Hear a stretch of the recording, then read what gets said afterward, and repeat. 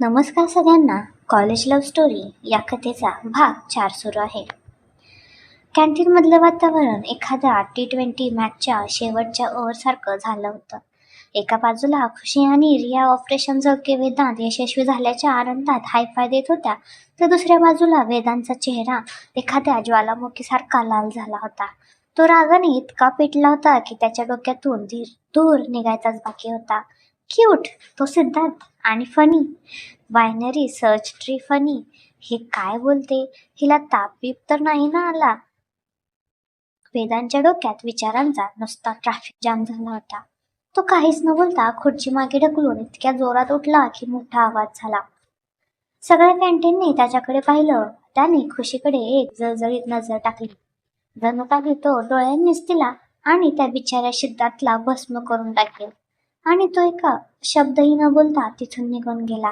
मयूर त्याच्या मागे धावला. अरे वेदांत, थांब रे, ऐक तर. त्याच्या जाण्यानंतर रियाने खुशीला टाळी दिली. बघितलंस कसा जळाला? फार कोळसा झाला असेल. आपला पॅन सुपर डूप हिट आहे. खुशी हसत होती, पण तिचं हसू कुठेतरी खोटं होतं. वेदांतचा तो रागीट चेहरा तिच्या डोळ्यासमोरून जात नव्हता. तिला त्याला त्रास द्यायचा होता, पण त्याला इतकं दुखवायचं नव्हतं. तिने रियाला विचारलं, रिया, हे जरा जास्त होतंय का? रियाने तिचे गाल ओढले. अगदी नाही, हे तर व्हायलाच पाहिजे होतं. त्याला कळू दे की तू काही त्याची प्रॉपर्टी नाहीयेस. आता बघ उद्यापासून कसा तुझ्या मागे मागे फिरेल. त्याचं बोलणं ऐकून सिद्धार्थ, जो अजूनही बायनरी ट्रीच्या विश्वात हरवला होता, तो भानावर आला. एक्सक्यूज मी, पण जळणे हा शब्द तुम्ही कोणत्या संदर्भात वापरत आहात? रिया आणि खुशी एकमेकांकडे बघून हसू दाबण्याचा प्रयत्न करत होता. खुशीने स्वतःला सावरत म्हटले, सिद्धार्थ, तू खरंच खूप हुशार आहेस. आणि ती तिथून पळून गेली. कॉलेजच्या बाहेर वेदांत एका झाडाखाली एरझाऱ्या घालत होता. तो इतका बेचैन होता की एका जागी उभा पण राहू शकत नव्हता. मयूर त्याला शांत करण्याचा प्रयत्न करत होता. मयूर म्हणाला, शांत हो ब्रो, बीपी वाढवून घेऊ नकोस, ती फक्त गंमत करत असेल. वेदांत थांबला आणि मयूरकडे वळून ओरडला, गंमत? ही गंमत दिसते तुला? तिने त्या चष्मीश चालत्या बोलत्या विकिपीडियाला क्यूट आणि फनी म्हटलं. माझ्यासमोर ज्या मुलाला शर्टची बटणं कुठली आणि कॉलर कुठली हे पण कळत नाही, तो तिला क्यूट वाटतोय? मयूरला हसू आवरत नव्हतं. तो म्हणाला, अरे पण तू एवढा का जळतोयस? तुला काय फरक पडतो ती कोणाशी बोलू दे? वेदांत म्हणाला, मला फरक पडतो कारण ती माझी बेस्ट फ्रेंड आहे आणि मी तिला अशा कोणत्याही एरर 404 सोबत फिरताना बघू शकत नाही. तो मुलगा तिला बोर करून मारून टाकेल. तो तिला डेटवर नेऊन ई ई X12 MC2 समजावून सांगेल. मयूरने डोळा मारला. ओहो, म्हणजे तुला भीती वाटते की तो तिला डेटवर घेऊन जाईल? मिस्टर वेदांत मल्होत्रा, याला जेलसी म्हणतात. वेदांतने डोक्यावर हात मारला. जेलसी वगैरे काही नाहीये. ही कन्सर्न आहे, एका मित्राची दुसऱ्या मित्रासाठी असलेली काळजी. मयूर हसला. हो का? मग तुझा चेहरा हिरवा, पिवळा, निळा का झाला होता काळजीने?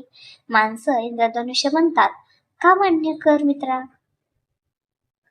तुझी जळते आणि ती पण फार डिझेल टाकून पेटल्यासारखी. वेदांत शेवटी वैतागून एका बेंचवर बसला. त्याने चेहरा दोन्ही हातांनी झाकून घेतला. ओके फाईन, हो जळतोय मी, खूप जळतोय, पण मी काय करू? ती माझ्याशी नीट बोलत नाही आणि त्या कार्टून सोबत हसून खेळून बोलते. मला हे सहन होत नाहीये. मयूर त्याच्या बाजूला बसला आणि त्याच्या खांद्यावर हात ठेवून म्हणाला, आता आलास लाईनवर. बघ, प्रॉब्लेम आहे तर सोल्युशन पण असणारच. तिने गेम सुरू केलाय, आता आपण तो फिनिश करायचा. जशास तसं उत्तर द्यायचं. वेदांतने उत्सुकतेने विचारलं, म्हणजे? मयूरने आपला चष्मा स्टाईलमध्ये नाकावर घेतला. जणू काही तो एक मोठा स्ट्रॅटेजिक आहे. म्हणजे स्ट्रीट फॉर टॅट. तिने तुला जळवण्यासाठी सिद्धार्थचा वापर केला, आता तू तिला जळवण्यासाठी कोणाचा तरी वापर कर. वेदांत म्हणाला, कोणाचा? मी सणाशी बोलायला गेलो तर तिने डुंकूनही बघितलं नाही. मयूर म्हणाला, अरे सणाला मारगोळी, आपल्याला एक अशी मुलगी हवी जिला बघून खुशीच्या मनात आग लागेल. एक अशी मुलगी जी या सगळ्या प्रकरणाचं मूळ आहे. वेदांच्या डोक्यात एकदम ट्यूब पेटली. आर्या. मयूरने टाळी वाजवली. Exactly perfect. चॉईस, तू आर्यासोबतची मैत्री वाढव, तिच्यासोबत फिरायला जा, तिच्यासोबत हसून बोल, मग बघ खुशी कशी सरळ रेषेने देते.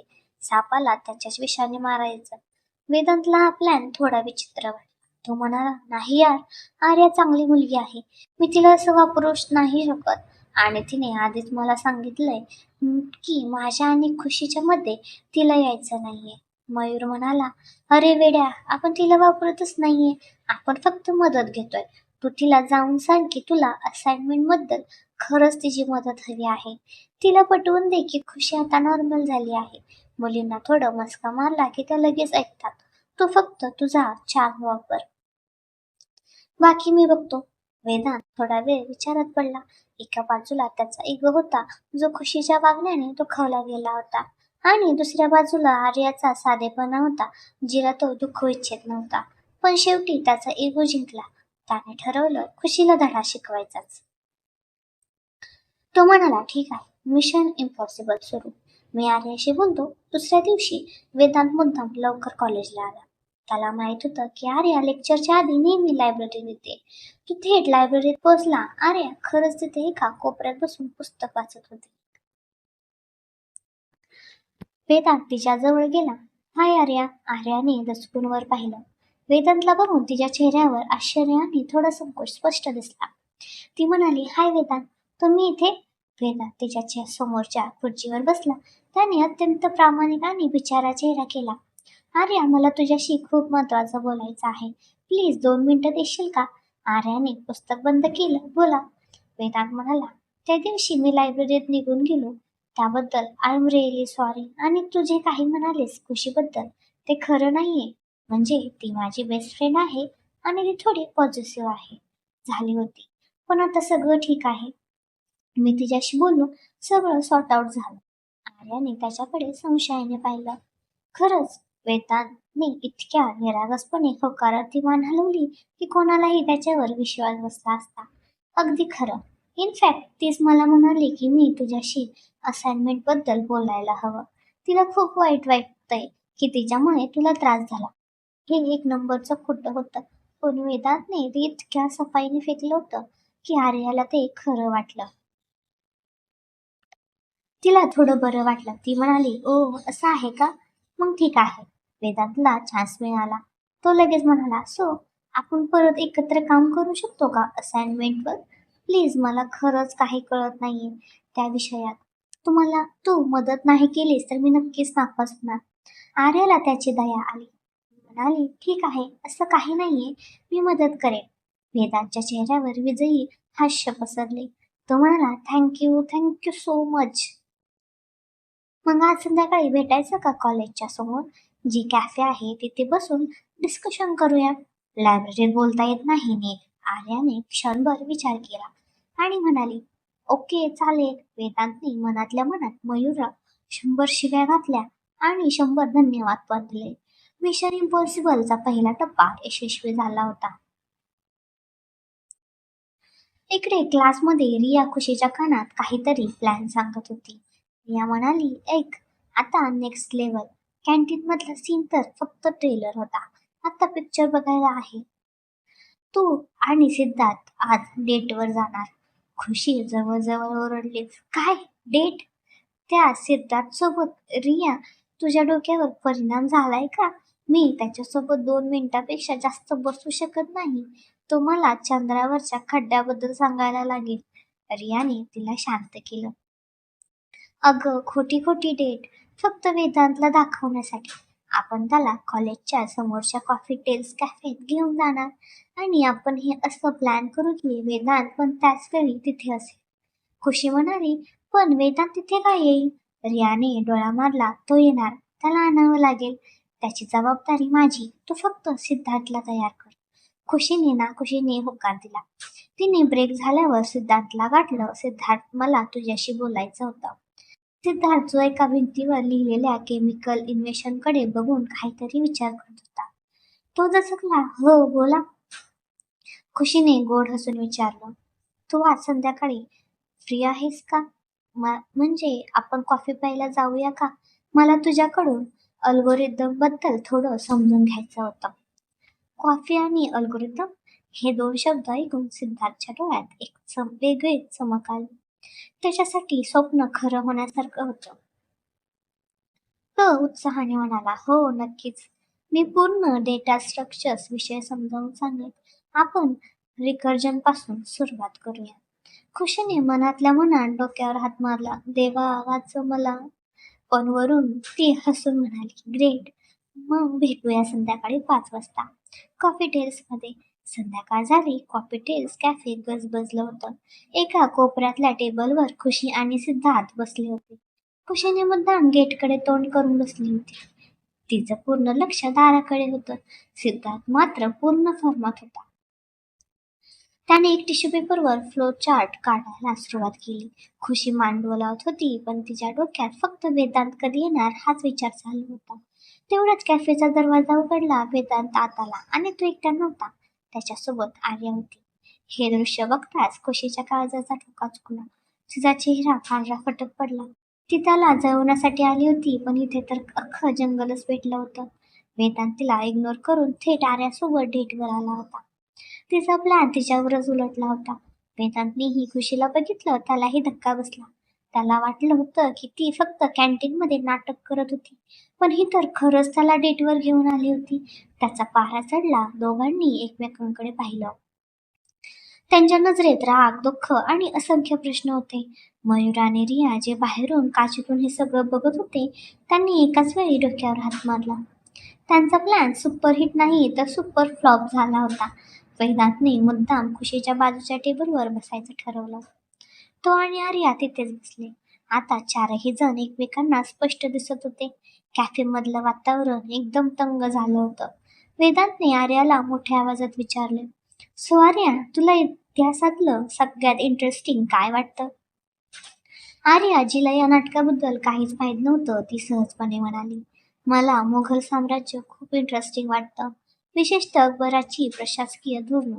वेदांत मुद्दाम खुशीकडे बघत म्हणाला, wow, it's so refreshing to talk to someone intelligent. आजकाल लोकांना इतिहासापेक्षा अल्गोरिदममध्ये जास्त इंटरेस्ट असतो. हा थेट टोमणा होता. खुशी पिटून उठली. तिने सिद्धार्थला म्हटले, सिद्धार्थ, तुम्हाला ते क्वांटम फिजिक्स बद्दल सांगत होतास ना, प्लीज कंटिन्यू कर. काही लोकांना फक्त जुन्या मेलेल्या लोकांबद्दल बोलायला आवडतं. मला भविष्याच्या टेक्नॉलॉजीबद्दल ऐकायला आवडेल. आता वेदांत आणि खुशीमध्ये एक विचित्र शब्दांशिवाय युद्ध सुरू झालं होतं. ते एकमेकांना नाही तर आर्या आणि सिद्धार्थला बोलत होते, पण त्यांचे शब्द एकमेकांना लागत होते. आर्याला हे सगळं खूप विचित्र वाटत होतं. वेदांत अकबरांच्या धोरणावर एवढा का हसतोय तिला कळेना. सिद्धार्थ मात्र खूप खुश होता. त्याला वाटलं की खुशीला खरंच क्वांटम फिजिक्समध्ये रस आहे. त्याने उत्साहाने टिश्यू पेपरवर इलेक्ट्रॉन आणि प्रोटॉन काढायला सुरुवात केली. शेवटी आर्याच्या सहनशीलतेचा अंत झाला. तिला कळून चुकलं होतं की इथे काहीतरी वेगळं शिजतंय आणि तिला यात एक मोहरा म्हणून वापरलं जातंय. ती शांतपणे उठून उभी राहिली. तिने वेदांतला म्हटले, वेदांत, मला वाटतं तुझी असाइनमेंट माझ्यापेक्षा जास्त महत्वाची आहे आणि ती समोरच्या टेबलवर बसलेली आहे. तुम्ही आधी ते सॉल्व्ह करा, मी निघते. वेदांत काहीच बोलू शकला नाही. आर्या एक क्षणही न थांबता तिथून निघून गेली. आर्या गेल्यामुळे खुशीला क्षणभर विजय मिळवल्यासारखं झालं. पण तेवढ्यात वेदांत रागाने तिच्या टेबल जवळ आला. तो खुशीला म्हणाला, हे काय आहे खुशी, हे काय चाललंय? डेट, तू याच्यासोबत डेटवर आली आहेस? त्याने सिद्धार्थकडे बोट दाखवले. तो अजूनही टिश्यू पेपरवर काहीतरी काढत होता. खुशी पण पेटून उठली. का फक्त तूच डेटवर येऊ शकतोस का? तू तुझ्या नवीन बेस्ट फ्रेंड सोबत काय करत होतास? इथं वेदांत ओरडला, मी तिच्यासोबत असाइनमेंट करायला आलो होतो, तुझ्यासारखा टाइमपास नाही. खुशी पण ओरडली, हो का? मग असाइनमेंट कॅफेमध्ये होते का? आणि मला जळवण्यासाठी मुद्दाम माझ्या बाजूला का बसलास? त्यांचा आवाज इतका वाढला होता की पूर्ण कॅफे त्यांच्याकडे बघत होता.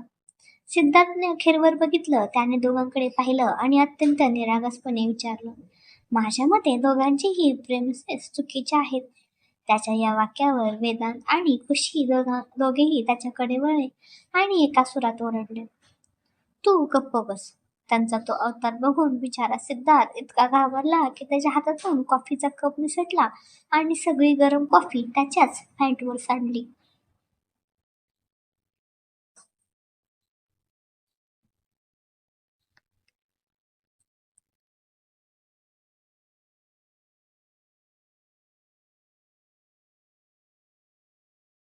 कॉफी टेल्स कॅफेमध्ये परिस्थिती आता हाताबाहेर गेली होती. वेदांत आणि खुशीचा आवाज इतका वाढला होता की कॅफेचा मॅनेजर धावत त्यांच्या टेबल जवळ आला. बिचाऱ्या सिद्धार्थच्या पॅन्टवर सांडलेली गरम कॉफी आणि त्याचा रडवेला चेहरा बघून मॅनेजरला वाटलं की इथे काहीतरी मोठी मारामारी झाली आहे. मॅनेजर म्हणाला, सर मॅडम प्लीज शांत व्हा, इथे बाकीचे कस्टमर्स पण आहेत. तुम्हाला काही प्रॉब्लेम असेल तर बाहेर जाऊन सॉल्व्ह करा. वेदांत आणि खुशीने आजूबाजूला पाहिलं. संपूर्ण कॅफे एखाद्या लाईव्ह सिनेमाप्रमाणे त्यांच्याकडेच बघत होता. त्यांना एकदम स्वतःचीच लाज वाटली. खुशीने पटकन पर्स उचलली आणि सिद्धार्थचा हात पकडून म्हणाली, चल सिद्धार्थ, आपण इथून निघूया. इथे खूप निगेटिव्ह एनर्जी आहे. सिद्धार्थ जो अजूनही पॅन्टवरच्या कॉफीच्या डागामुळे आणि गरम चटक्यामुळे शॉपमध्ये होता, तो काहीच न बोलता तिच्यासोबत बाहेर निघाला. वेदांत तिथेच उभा राहिला. त्याचा राग आणि अपमान दोघेही शिकेला पोहोचले होते. त्याने रागाने टेबलवर मोठा पटली आणि तोही तिथून बाहेर पडला. कॅफेच्या बाहेर मयूर आणि रिया एखाद्या आरोपीप्रमाणे मान खाली घालून उभे होते. त्यांचा ग्रेट प्लॅन असला तरी काही फसेल याची त्यांनी कल्पना केली नव्हती. वेदांत त्यांच्याजवळ गेला आणि म्हणाला, काय प्लॅन होता तुमचा? सुपर प्लॅन होता ना? सगळं सॉर्ट आउट करण्यासाठी केला होता ना तुम्ही? हे सगळं माझ्या डोळ्यासमोर ती त्या कार्टूनचा हात धरून निघून गेली आणि तुम्ही म्हणताय प्लॅन? मयूरने कान पकडले आणि म्हणाले, सॉरी सॉरी यार ब्रो, मला वाटलं होतं की असं काहीतरी केल्याने ती सरळ होईल, पण इथे तर सगळंच उलटलं. रिया पण म्हणाली, हो वेदांत, मला पण वाटलं की खुशी थोडी जेलस झाली की तुझ्याशी बोलायला लागेल, पण तिने तर सिद्धार्थला सिरियसली घेतलं वाटतं. वेदांत वैतागून म्हणाला, सिरियसली घेतलं नाहीये, ती फक्त मला त्रास देण्यासाठी हे सगळं नाटक करते आणि त्या नाटकात त्या बिचाऱ्या आर्याला पण ओढलं गेलं. ती किती वाईट वाटून निघून गेली बघितलंस तू? या रिया आणि मयूर दोघेही गप्प झाले. दुसरीकडे खुशी सिद्धार्थला घेऊन थोडी पुढे आली होती. सिद्धार्थ अजूनही त्याच्या पॅन्टवरच्या डागाकडे बघून कुरकुरत होता. सिद्धार्थ म्हणाला, हे काय झालं? माझ्या आवडत्या पॅन्टचा सत्यानाश झाला आणि कॉफी पण गरम होती. मला वाटतंय त्वचेवर फोड येणार. खुशीला त्याची दया आली, पण तिला हसू पण आवडतच नव्हतं. ती म्हणाली, अरे सिद्धार्थ सॉरी यार, ते माझ्यामुळे झालं. चल मी तुला आईस्क्रीम पार्लरमध्ये घेऊन जाते. कोल्ड कॉफी पिऊया, म्हणजे तुला बरं वाटेल. सिद्धार्थने चष्मा सरळ करत म्हटले, कोल्ड कॉफी पिण्याने त्वचेवरील जळजळ कमी होते का? असा कोणताही सायंटिफिक पुरावा नाहीये. उलट त्यावर थंड पाणी लावलं पाहिजे. खुशीने डोक्यावर हात मारला. ती मनात म्हणाली, देवा, कोणत्या माणसाला मी डेटवर घेऊन आले? ती म्हणाली, ओके बाबा, ठीक आहे, आपण घरी जाऊया, पण तू माझ्यावर रागवला नाहीस ना? सिद्धार्थने तिच्याकडे पाहिलं आणि पहिल्यांदाच तो थोडा नॉर्मल बोलला. तो म्हणाला, नाही, मी तुझ्यावर का रागू? चूक तुझी नाहीये, त्या मुलाची आहे. तो खूप उद्धटपणे बोलत होता तुझ्याशी. तो तुझा बॉयफ्रेंड आहे का? खुशी दचकली. ती पटकन म्हणाली, नाही, तो माझा बॉयफ्रेंड नाहीये, तो माझा काहीच नाही लागत, तो फक्त एक मित्र आहे. सिद्धार्थ म्हणाला, मित्र? पण मित्र असे वागतात का? तो तुझ्या खूप ओरडत होता आणि त्याचा चेहरा पण खूप रागीट दिसत होता. मला वाटतं तो तुला त्रास देतो. खुशीला काय बोलावं तेच कळेना. सिद्धार्थ वेदांतबद्दल जे बोलत होता ते ऐकून तिला आतून वाईट वाटत होतं, पण ती वरून काहीही दाखवू शकत नव्हती. ती म्हणाली, नाही रे, तो तसा चांगला आहे, पण आजकाल त्याचं डोकं ठिकाणावर नाहीये. त्याच्या या बोलण्यात कॉलेजच्या जवळ पोहोचले होते. खुशीने त्याला बाय म्हटले आणि ती रिक्षा पकडून घरी निघून गेली. सिद्धार्थ मात्र तिथेच उभा राहून विचार करत होता. आज त्याने खुशीचा एक वेगळाच अवतार पाहिला होता. ती नेहमी हसणारी मुलगी आज कॅफेमध्ये इतकी चिडलेली आणि दुःखी का होती? आणि तो वेदांत नावाचा मुलगा तिला इतका का त्रास देत होता? त्याच्या हुशार डोक्यात आता एक नवीनच अल्गोरिदम सुरू झाला होता. रात्री वेदांत आपल्या रूममध्ये बेचैनपणे झऱ्या घालत होता. त्याचा राग अजूनही शांत झाला नव्हता. तो मयूरला फोनवर झापत होता. वेदांत म्हणाला, तुझ्यामुळे झालं हे सगळं, तुझ्या त्या फालतू आयडियाजमुळे. आज माझं आणि खुशीचं भांडण अजून वाढलं आणि आर्या पण माझ्यावर चिडली असेल. मयूर फोनवर म्हणाला, अरे ब्रो, शांत हो. चूक माझी एकट्याची नाही, रिया पण होती तिच्यासोबत, आणि तसा विचार केला तर सुरुवात खुशीने केली होती. वेदांत म्हणाला, कोणीही सुरुवात करो, पण आता हे सगळं थांबायला पाहिजे. मी उद्या खुशीशी बोलून सगळं क्लिअर करणार आहे. हे नाटक आता खूप झालं. मयूर म्हणाला, हो तेच बरोबर राहील. तू तिला जाऊन सरळ सरळ विचार की तिला काय पाहिजे. ते वेदांतने फोन ठेवला आणि तो बेडवर आडवा झाला. त्याला झोप येत नव्हती. सारखा खुशीचा आणि सिद्धार्थचा हात धरलेला चेहरा डोळ्यासमोर येत होता. त्याला स्वतःचाच राग येत होता. मी असा का वागलो, मी तिच्यावर का ओरडलो, पण तिने पण असं तसंच केलं. त्यांच्या नात्यात आता इगो क्लॅश सुरू झाला होता. दुसऱ्या दिवशी कॉलेजमध्ये वातावरण खूपच गंभीर होतं. वेदांत आणि खुशी दोघेही एकमेकांशी बोलत नव्हते. ते एकमेकांकडे बघत पण नव्हते. क्लासमधल्या सगळ्यांना कळून चुकलं होतं की त्यांच्यात जोरदार भांडण झालं आहे. ब्रेकमध्ये वेदांतने हिंमत करून खुशीशी बोलायचं ठरवलं. तो तिच्या क्लासच्या बाहेर तिची वाट बघत थांबला. खुशी बाहेर आली पण त्याच्याकडे न बघताच निघून जाऊ लागली. वेदांतने तिचा हात पकडला. तो म्हणाला, खुशी मला तुझ्याशी बोलायचं आहे. खुशीने आपला हात सोडून घेतला आणि म्हणाली, मला काहीच बोलायचं नाहीये. काल तू सगळ्यांसमोर मला जो अपमान केलास त्यानंतर काहीच बोलायचं नाही राहिले नाही. वेदांत म्हणाला, आणि तू जे केलंस त्याचं काय? तू त्या सिद्धार्थसोबत डेटवर गेलीस ते पण मला न सांगता? खुशी चिडून म्हणाली, मी कोणासोबतही डेटवर जाईल. तुला विचारायची गरज नाहीये मला. तू माझा कोण लागतोस? हे शब्द वेदांच्या काळजाला लागले. आजपर्यंत खुशीने त्याला असं कधीच विचारलं नव्हतं. तो तिला सगळं काही होता आणि तीच त्याला विचारत होती की तो तिचा कोण आहे. वेदांतला काय बोलावं तेच सुचेना. तो तिथेच उभा राहिला आणि खुशी तिथूनच निघून गेली. त्यांचं हे संभाषण दुरून एक व्यक्ती ऐकत होती आणि ती म्हणजे आर्या. तिला खूप वाईट वाटत होतं. तिच्यामुळे या दोन जिवलग मित्रांमध्ये एवढा मोठा दुरावा आला होता. तिने ठरवलं की यात काहीतरी करणार. त्यावेळी खुशी रागाने चालत होती आणि तिचा धक्का सिद्धार्थला लागला. सिद्धार्थच्या हातातली सगळी पुस्तकं खाली पडली. खुशी म्हणाली, अरे सिद्धार्थ, सॉरी, माझं लक्ष नव्हतं. सिद्धार्थ खाली बसून पुस्तक उचलू लागला. तो म्हणाला, इट्स ओके खुशी, तू ठीक आहेस ना? तू खूप टेन्शन मध्ये दिसतेस. खुशी म्हणाली, हो मी ठीक आहे. सिद्धार्थ उठून उभा राहिला. त्याने तिचा चेहरा पाहिला. तिचे डोळे थोडे ओले झाले होते. सिद्धार्थ म्हणाला, तू रडत होतीस का? त्या वेदांतने परत काही त्रास दिला तुला? खुशीला आश्चर्य वाटलं. हा मुलगा जो कारपर्यंत फक्त पुस्तकात डोकं घालून बसायचा, तो आज तिची इतकी काळजी घेत होता.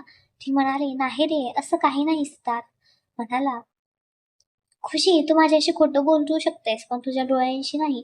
मला माहिती की तो मुलगा तुला त्रास देतोय, पण तू घाबरू नकोस, मी आहे तुझ्यासोबत. खुशीला असं आलं. ती म्हणाली, तू काय करणार आहेस? तू त्याच्याशी लढणार आहेस का? तो तुला एका फटक्यात खाली पाडेल. सिद्धार्थने आपला चष्मा सरळ केला आणि तो एका हिरो सारखा म्हणाला, लढण्यासाठी फक्त ताकदीची नाही तर बुद्धीची पण गरज असते आणि ती माझ्यात त्याच्यापेक्षा खूप जास्त आहे. खुशीला त्याचं बोलणं खूप क्यूट वाटलं. ती पहिल्यांदाच म्हणाली, त्याच्याकडे एक वेगळ्या नजरेने बघत होती. तो खरंच एक चांगला मुलगा होता. ती हसून म्हणाली, ओके बाबा, डिटेक्टिव्ह सिद्धार्थ, आता तोच काहीतरी कर. सिद्धार्थ खूप खुश झाला.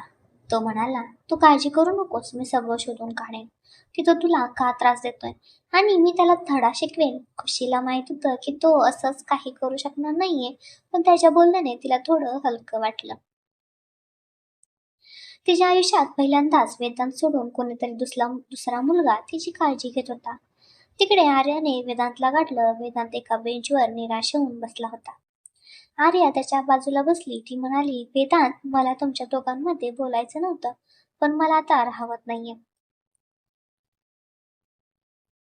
वेदांतने तिच्याकडे पाहिलं. तो म्हणाला, काय बोलणार आहेस तू आर्या? आर्या म्हणाली, मला माहिती की काल जे काही झालं ते चुकीचं होतं आणि त्यात कुठेतरी मी पण जबाबदार आहे. पण वेदांत, तुम्ही दोघं जे करताय ते पण चुकीचं आहे.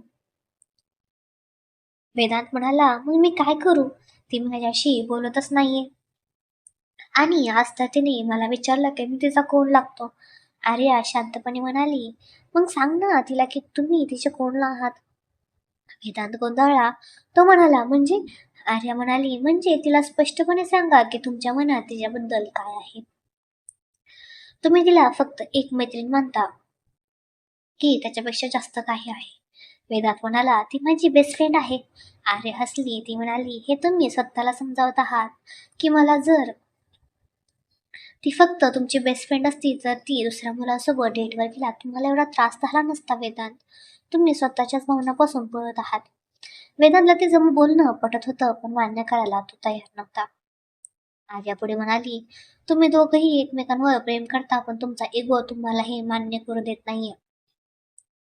तुम्ही दोघंही एकमेकांना जळवण्यासाठी दुसऱ्याचा वापर करत आहात, आणि त्यात सिद्धार्थ आणि माझ्यासारखे लोक विनाकारण भरडले जात आहेत. आर्याच्या बोलण्यात इतकी स्पष्टता होती की वेदांतकडे काहीच उत्तर नव्हतं. ती उठून उभी राहिली आणि म्हणाली, विचार करा वेदांत, नाहीतर खूप उशीर होईल आणि तुम्ही तुमच्या आयुष्यातली सगळ्यात मौल्यवान गोष्ट गमावून बसाल. एवढं बोलून आर्या तिथून निघून गेली. वेदांत मात्र विचाराच्या एका खोल समुद्रात बुडवला होता. खरंच मी कशावर प्रेम करतो का? आणि जर करत असेल तर मी तिला हे सगळं कसं सांगू? त्याच्यासमोर आता एक खूप मोठं कोडं होतं जे त्याला सोडवायचं होतं.